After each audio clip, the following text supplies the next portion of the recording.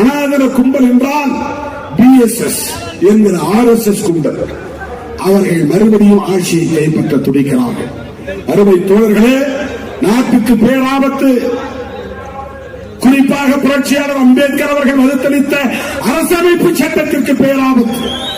அந்த வைகோ இங்கே சொன்னார், சங்கராச்சாரி பெயரில் உள்ள ஒரு அமைப்பு. இதை மட்டும் சொல்லி முடிக்கிறேன். லக்னோவிலே ஒரு அறிக்கையை வெளியிட்டார்கள் உத்தரப்பிரதேச தலைநகரத்தில் 4 மாதங்களுக்கு முன்னால். அந்த அறிக்கை என்ன சொல்லுகிறது என்றால், மீண்டும் மோடி ஆட்சிக்கு வருவார்.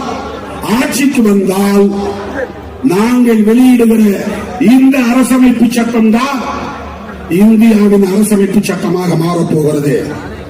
அப்படி என்றால் அம்பேத்கர் எழுதிய சட்டத்தை தூக்கி எறிய போகிறார்கள். அம்பேத்கர் எழுதிய சட்டத்தை தூக்கி எறிந்தால் நாடு என்ன ஆகும்?